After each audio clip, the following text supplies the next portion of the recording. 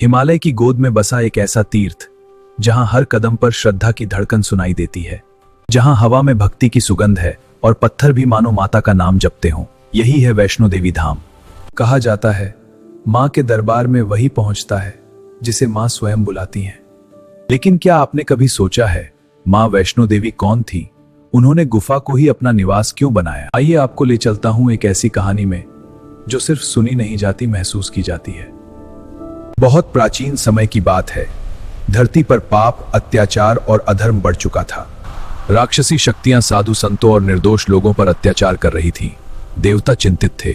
तभी त्रिदेवों की शक्ति से दिव्य कन्या प्रकट हुई जो महाकाली, महालक्ष्मी और महासरस्वती शक्तियों का संगम थी। बाल्यावस्था से ही वे अत्यंत तेजस्वी थीं। उनका उद्देश्य स्पष्ट था, धर्म की रक्षा और अधर्म का नाश। माता ने हिमालय के त्रिकुटा पर्वत को अपनी तपोभूमि बनाया। दिन रात ध्यान, साधना और ईश्वर की आराधना की। कहा जाता है कि माता की तपस्या इतनी प्रबल थी कि आसपास का पूरा क्षेत्र ऊर्जा से भर गया। एक दिन भैरवनाथ नाम का एक तांत्रिक माता की शक्ति के बारे में सुनता है।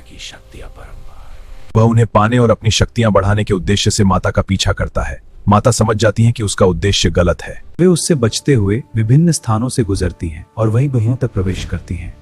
यही स्थान आगे चलकर अर्धकुंवारी गुफा कहलाया। लेकिन भैरवनाथ फिर भी पीछा करता हुआ गुफा तक पहुंच जाता है। जब भैरवनाथ माता को पकड़ने का प्रयास करता है तभी माता का स्वरूप बदल जाता है। वे एक साथ महाकाली, महालक्ष्मी और महासरस्वती के रूप में प्रकट होती हैं।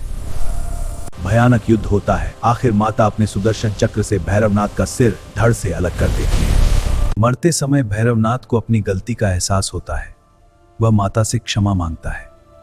माता उसे मोक्ष प्रदान करती हैं और वरदान देती हैं, तुम्हारे दर्शन किए बिना भक्तों की यात्रा पूर्ण नहीं होगी। माता की गुफा के भीतर 3 पिंडियां हैं, महाकाली, महासरस्वती। इन पिंडियों को किसी मनुष्य ने नहीं बनाया।